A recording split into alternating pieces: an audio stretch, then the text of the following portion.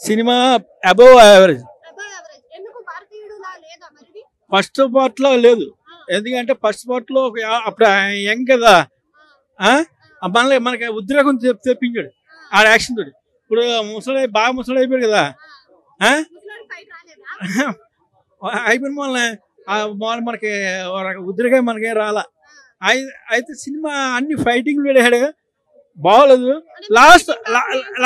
Last fighting బాగుంది. సిద్ధార్థ పాటలు 2 ఉన్నాయి, పరమ పెంట. ఈ సినిమా పెట్టకపోతే బాగుంది.